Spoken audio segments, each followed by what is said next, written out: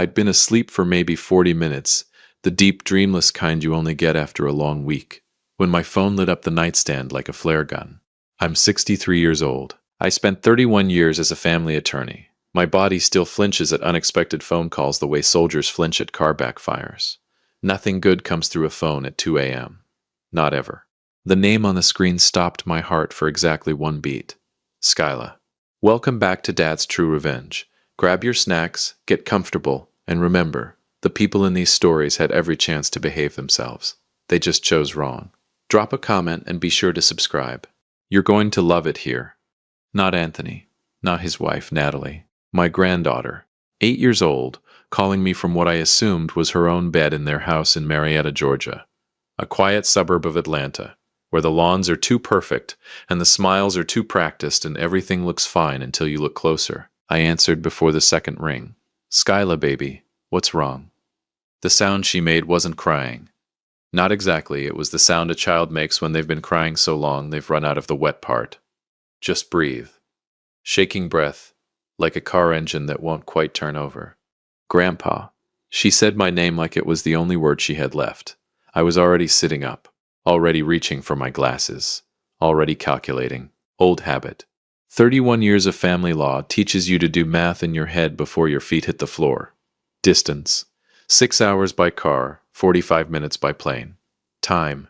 2:00 for this, but doing it anyway. I'm here, I said. I'm right here. Tell me what happened. They left. 2 words.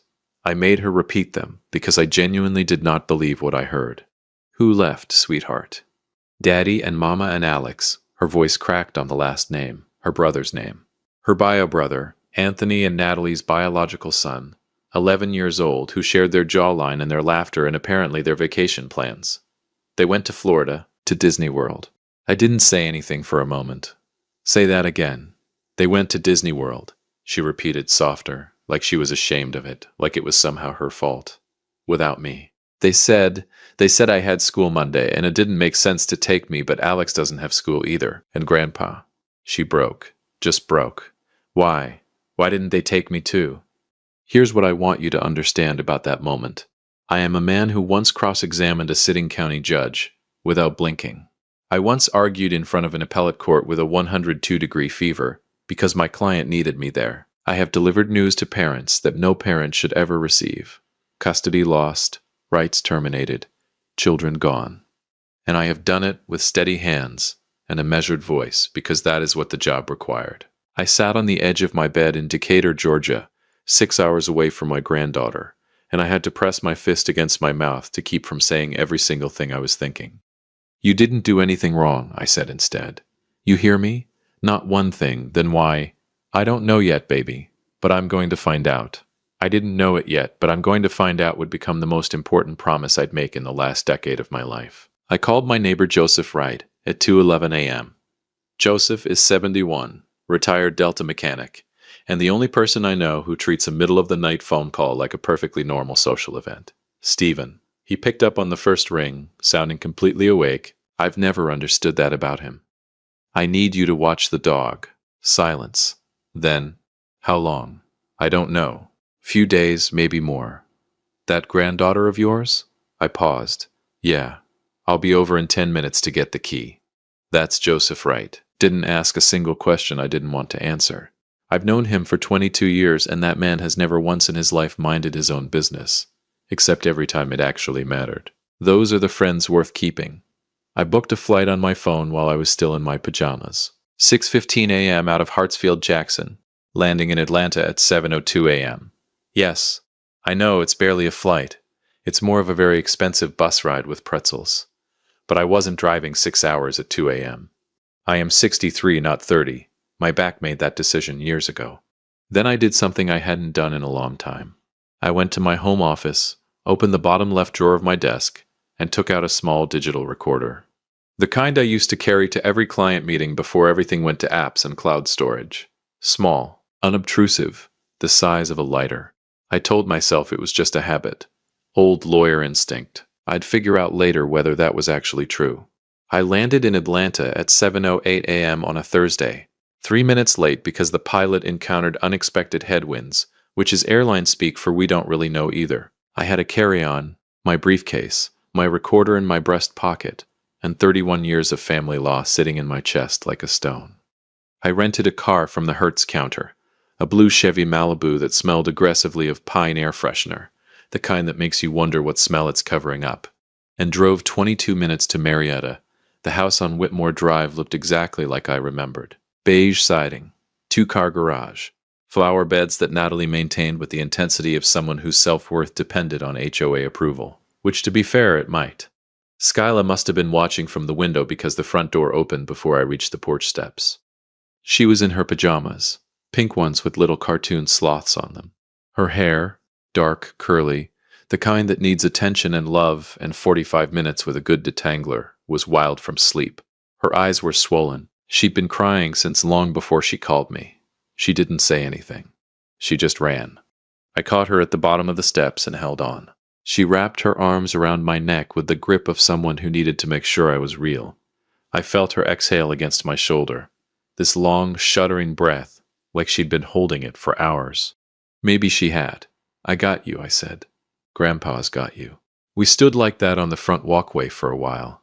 The neighborhood was quiet. A sprinkler was running 2 houses down. A man walking a beagle gave us a polite nod as he passed, the way people in suburbs acknowledge each other. I see you. I respect your privacy. Carry on. Eventually I pulled back and looked at her face. Have you eaten? She shook her head. Did you sleep at all? She didn't sound convincing. Okay. I picked up my bag with one hand and took her hand with the other. Let's go inside. You're going to show me where everything is, and I'm going to make you the worst scrambled eggs you've ever had, because you know I can't cook. She almost smiled. Almost. The house told me things before Skyla said a word. That's another old lawyer habit. Read the room before you read the people. The living room had family photos arranged along the hallway wall, the kind of curated gallery that says, look how happy we are. I walked slowly. I looked carefully. Alex's school photo, class of last year, big grin, Anthony's nose, Anthony and Natalie at what looked like the Grand Canyon, Alex between them, all 3 laughing. Alex's Little League trophy on the hallway shelf. Alex's finger painting, actually framed, on the wall beside the bathroom. I counted 11 photos in that hallway. You want to guess how many had Skyla in them? 2. One was her first day of school photo, slightly off-center, like it had been placed there as an afterthought. The other was a group shot, a Christmas photo, where she stood at the far left edge of the frame, half a step behind everyone else, like she'd wandered into someone else's family portrait. I stood there looking at that Christmas photo for longer than I should have. Skyla came up beside me and looked at it too. I don't like that one, she said quietly. Why not? She shrugged. I look like I'm visiting 8 years old.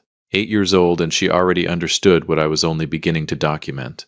I reached up and touched the recorder in my breast pocket. Over eggs, which were, as promised, genuinely terrible. Skyla talked. I let her lead. Another old habit, don't interrogate a witness. Just open a door and stand back. When did they tell you they were going? I asked. Tuesday night, after dinner. She pushed her eggs around. Daddy said it was a last-minute trip, for Alex's birthday. Alex's birthday isn't until... I stopped myself. I knew when Alex's birthday was. It was 2 months away. I know, Skyla said, not looking up. I didn't say anything, though. Why not? Because when I said something before, about the camping trip, Mama got upset and said I was being selfish. And then Daddy didn't talk to me for 3 days. There it is. I kept my face neutral. Lawyer's face. The one I practiced for 3 decades so juries couldn't read me. What camping trip? In September.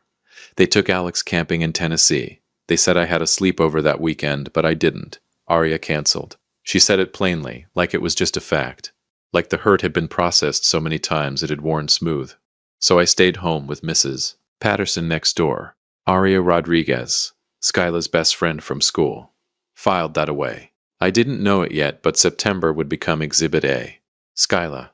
I set down my fork. Has this happened before, them going somewhere, without you, more than once? She looked at me for a long moment. Long enough that I understood she was deciding something. Deciding whether to trust me with the full weight of it. Then she nodded, slowly, carefully. Like the nod itself cost her something. How many times, sweetheart? She looked at the ceiling, counting. My stomach dropped with every second of silence. A lot, she finally said. Grandpa, a lot. I reached across the table and put my hand over hers. I pressed the record. I didn't know it yet, but the eggs were the last normal moment we'd have for a very long time. Anthony called at noon. I let it go to voicemail. He called again at 12:43. Then Natalie tried at 1:15. At 1:47, Anthony left a message that I would eventually play in a courtroom. If you've made it this far, do us one quick favor. Subscribe. A lot of people watch without ever doing it, but it costs you nothing and means everything to us. Thank you, genuinely. Anthony Hall, my son, my blood. The boy I coached through Little League and drove to SAT prep and paid 2 semesters of college tuition for before he figured out what he actually wanted to do with his life. Called my phone 4 times between noon and 1:47 p.m. on that Thursday. 4 times. Not once did he lead with, "Is Skyla okay?" I want you to sit with that. I replayed all 4 voicemails while Skyla napped on the couch. Finally, mercifully asleep under the weighted blanket I'd found in the hall closet, the one she'd apparently dragged out herself sometime in the night. I sat at Anthony's kitchen table with my legal pad, my recorder, and a cup of coffee that was doing its level best to keep me functional. And I listened. Message 1, 12:02 p.m.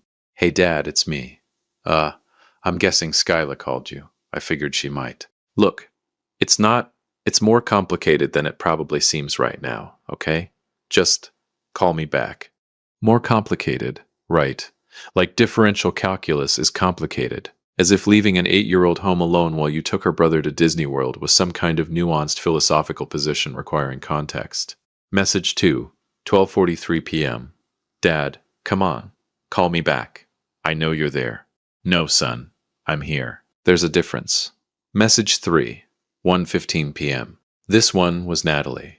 I want you to know that Skyla was completely safe. Mrs. Patterson next door knew to check on her, and we left her food and she had her tablet and she left an 8-year-old with a next-door neighbor on standby, like a houseplant, like something you water occasionally and hope for the best. I wrote, no emergency contact designated. Child left without legal guardian present. 31 years of family law, people. It comes back fast. Message 4, 1:47 p.m. Anthony again. And this one was different. This one had Florida background noise behind it. Music, crowd chatter, the unmistakable sound of a theme park, a place designed to manufacture joy. My son was calling me from inside the Magic Kingdom to explain why his daughter wasn't there with him. Look, Dad, I need you to not make this into a whole thing. Skyla's fine. You being there is it's great, she loves you, this works out fine for everyone. We'll be back Sunday. We can all talk then. Just keep her calm, okay? She gets dramatic. She gets dramatic. I set the phone down very carefully on the table. She gets dramatic. She's 8 years old, and she called her grandfather at 2 in the morning because the people who were supposed to choose her chose not to. And the word he reached for was dramatic. I picked up my legal pad and wrote 3 words, underlined twice. Pattern. Documentation. Court. Skyla woke up around 3:30, hair everywhere, sloth pajamas rumpled, looking approximately 7 years old, and somehow also about 40. Kids who've been through hard things get that look. Old eyes in a young face. I'd seen it in courtrooms more times than I could count. You stayed, she said, like she'd half expected me to be gone. I told you I would. She sat up and pulled her knees to her chest. Did Daddy call? He did. Is he mad? Oh, the audacity of that question. Is he mad? No, I said. He's not mad. How are you feeling? Hungry. Then quieter, and kind of embarrassed. About what? That I called you, that I cried. She picked at a loose thread on the blanket. Mama says I'm too sensitive. I put my legal pad face down on the table. Skyla, look at me. She did. Calling someone who loves you when you're scared and alone is not too sensitive. That's exactly what you're supposed to do. That's the whole point of having a grandpa. I paused. And, for the record, I cried in a courtroom once, full tears, in front of a judge. Her eyes went wide. You did? The judge was not impressed, but the jury was. I stood up. Come on, get dressed, we're not sitting in this house all day. Where are we going? Good question. I hadn't entirely figured that out. But I knew we weren't staying inside 4 walls full of lopsided photo galleries and the ghost of every trip she hadn't been invited on. We're going to get lunch, real food. not my eggs. Thank God, she said. I laughed out loud. First time since I'd landed. We ended up at a place called Rosie's Diner on Canton Street in downtown Marietta. The kind of restaurant that's been there since before the highway was built and refuses to update its decor or its menu on principle. Vinyl booths, laminated menus, a pie display case with actual rotating pies inside it. Skyla ordered a grilled cheese and a chocolate milkshake with the confidence of someone who has earned it. And I ordered the meatloaf because I am 63 years old, and I have made my peace with who I am. Our waitress, her name tag said Donna, which is exactly the right name for a woman in a diner like this, dropped off our drinks and gave Skyla a smile the way adults do when they can tell a child has had a hard time recently. You got a good grandpa? Donna asked her. Skyla looked at me. Yeah, she said. He's okay. High praise, I said. Donna winked and left us alone. Over lunch, I did what I'd been carefully not doing all morning. I asked questions, slowly, gently, framed as conversation, not interrogation, but I'd be lying if I said the lawyer in me wasn't running a quiet deposition underneath every bite of meatloaf. Tell me about your school play, I said. The one in December. Your teacher sent me the program. You had a speaking part. Skyla's face did something complicated. You saw that. Ms. Peterson emailed me a copy. Said you were wonderful. I had 7 lines, she said, with the quiet pride of someone who'd memorized that number. I was the narrator. Were Anthony and Natalie there? The complicated thing happened on her face again. Daddy came for a little bit, she said carefully. He had to leave early because Alex had hockey practice. And Natalie? She stayed with Alex. I nodded slowly, kept my voice even. What about your birthday? March, right? You just turned 8 in March. We had cake. She said it simply, at home. Just us. Daddy got me a tablet. She paused. I heard them talking the night before. Mama said they should do a party, but Daddy said... She stopped. You can tell me. She looked at her milkshake. Daddy said they'd done Alex's big birthday at Great Wolf Lodge last year, and they couldn't do big birthdays every year. It's too expensive. She said the last part in a slightly different voice, the careful mimicking voice kids use when they're quoting adults without realizing it. So we just had cake. Alex's birthday is in October. Skyla's is in March. That's 5 months apart. 2 different years, 2 different budgets, 2 different scales of celebration, and somehow the too expensive argument had landed entirely on the adopted child's side of the ledger. I wrote nothing down. I didn't have to. Some things just burned directly into memory. Skyla, I set my fork down. Can I ask you something, and I need you to tell me the truth, even if you think it might get someone in trouble? Do you feel like, in that house, you and Alex are treated the same? Long pause. Donna refilled my coffee without being asked. The pie case rotated. A couple in the booth behind us argued quietly about whether to get dessert. Sometimes, Skyla said. Then more honestly. Not really. Can you tell me one more time that happened? Something different from what you've already told me? She thought about it carefully. That old soul face again, weighing which truth to trust me with. Family photos, she finally said. At Christmas. We went to that place at the mall. The one with the backdrop and the matching outfits? She looked at me to make sure I was following. Mama picked red sweaters for her and Daddy and Alex. She forgot to get one for me. She paused. She said she ordered one, but it didn't come in time. So what happened in the photos? I wore my school sweater, the blue one. Her voice was careful, measured, like she'd told herself this story many times and sanded down the edges. It's okay, though. Arya said I looked the best anyway, because I stood out. Good friend. The kind of friend who finds the bright side. Where are those photos? I asked. Did they get printed? They're on the wall in the living room. I thought of the gallery wall. 11 photos. Skyla in 2. I thought of that Christmas photo. Her at the edge of the frame. Blue sweater, half a step behind. Exhibit B. We got back to the house around 5 o'clock. I'd stopped at a CVS and let Skyla pick out whatever she wanted. Nail polish, gummy bears, one of those little activity books with word searches and mazes. And she'd done so with the careful restraint of a child who'd been taught not to ask for too much. That broke something in me a little. That careful restraint. While she set herself up at the kitchen table with her word search and her gummy bears, I went to the hallway. I stood in front of that gallery wall for a long time. Then I took out my phone and I photographed every single image, every frame, every caption, every careful arrangement. I counted again, 11 photos, I documented who was in each one. Then I opened my recorder and spoke quietly, just above a whisper. Thursday, approximately 5:15 p.m. Whitmore Drive, Marietta, Georgia. Subject familial photo documentation in the hall residence. 11 photographs displayed in main hallway. Child Skyla appears in 2. In 1, she is visually separated from the family unit.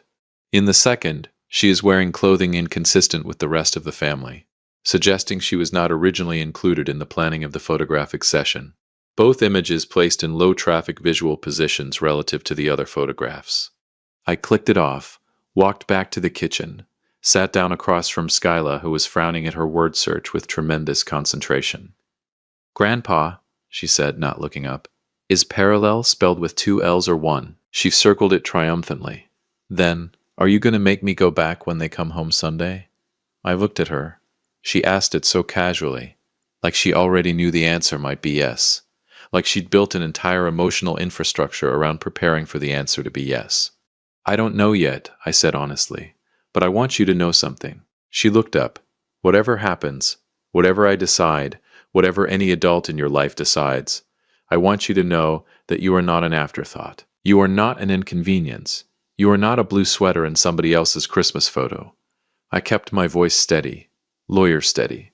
"You are the whole point, Skyla. You understand me." She stared at me for a long moment. Then her chin wobbled, just once. She stopped it. "Okay," she said softly. "Okay," I said back. She went back to her word search. I went back to my legal pad. I didn't know it yet, but Sunday wasn't going to go anything like Anthony was planning. He called again at 7:52 p.m. This time I answered. "Dad," the relief in his voice was immediate. Then, cautiously, "How is she?" "She's fine. She's here. She's safe." I paused. No thanks to anyone currently in Orlando. Silence. "Dad. Anthony." I said his name the way I used to say it in courtrooms when I needed someone to understand they were no longer in a casual conversation. "I'm going to ask you a question, and I need you to answer it honestly." "Okay. When is the last time Skyla was included in a family trip?" Long pause. Longer than it should have been. The length of that pause told me everything. "We took her to..." He stopped. Started again. "Last summer we went to..." Another stop. "It's been a hard year financially, Dad. You don't understand." "The camping trip," I said. "September. Tennessee. Alex went." Silence. "The Christmas photos," I said. "She was in a blue sweater." More silence. "Her birthday was cake at home," I said. "Alex's was Great Wolf Lodge." Complete silence now. The kind that has weight. "Anthony." I kept my voice level. Measured. A scalpel, not a hammer. "I'm not calling you a bad person right now. I'm asking you to tell me honestly, when you look at what I just listed, what do you see?" He didn't answer for a long time. When he finally spoke, his voice was different. Quieter. Something underneath it that I recognized because I'd heard it in courtrooms from people who'd finally run out of road. "I don't know how it got like this," he said. And there it was. Not a defense, not an excuse, just a man looking at his own reflection and not being able to explain the person looking back. I took a slow breath. "We'll talk Sunday," I said. "All of us. In person." "Okay," he said quietly. "Okay, Dad." I hung up. I sat in the kitchen of his house, at his table, drinking his coffee. I opened my laptop and began drafting the petition.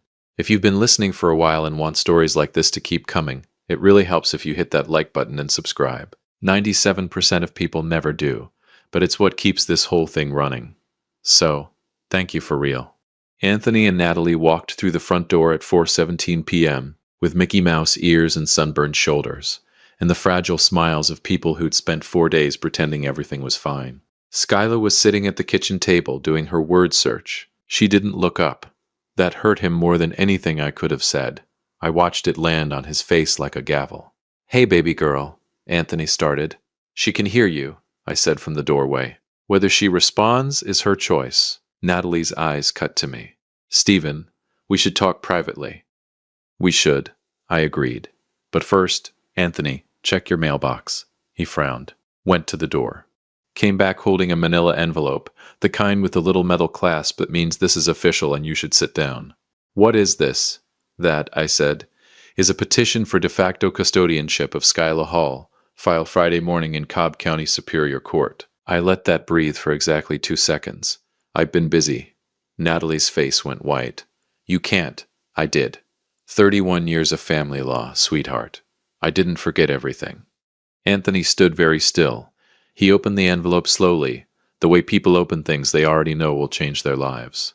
His eyes moved across the first page. Then he sat down. Just sat down. Right there in the hallway. I didn't feel triumphant. I felt tired and certain. Which is better? Dad. His voice was hollow. I have recordings, I said quietly. I have photographs. I have dates, Anthony. Every trip, every birthday, every school play with an empty seat, where two parents should have been sitting. I have a pattern so clear that I could present it to any judge in Georgia and win before lunch. Natalie started crying. I handed her a tissue, because I'm not a monster. I'm not doing this to destroy you, I said. I'm doing this because that little girl asked me why, at 2 a.m., and nobody in this house had a good answer. Anthony looked up. His eyes were red. I know, he said, barely audible. I know, Dad. Are you going to fight it? Long silence. The longest silence of my life, maybe. Longer than any verdict I'd ever waited on. He shook his head. There it was. The hearing was 14 days later. Cobb County Superior Court. Judge Patricia Wynn, presiding. A woman who had approximately zero tolerance for nonsense and excellent instincts about children. Anthony showed up with no attorney. He testified for 11 minutes. He said quietly and without drama that he loved his daughter but that he had failed her in ways he was still trying to understand, and that his father could give her something he clearly hadn't. Consistency. Priority. A front row seat. Judge Wynn granted de facto custody to me, Stephen Collins, effective immediately. I looked over at Skyla, sitting beside my attorney Josephine Carter in her best purple dress. She was already looking at me. She didn't cry. She just nodded. That same small, serious nod. Like we'd made a deal and she was confirming receipt. Like she finally believed it. On the drive home, she was quiet for a while. Then, Grandpa, am I your first choice? I kept my eyes on the road. Marietta scrolling past the windows, ordinary and golden in the late afternoon. You're my only choice, I said. Always were. She put her hand over mine on the gear shift. That was enough. That was everything. If you liked this story, join our community by hitting that like button and subscribing for more real, raw, and family-centered stories.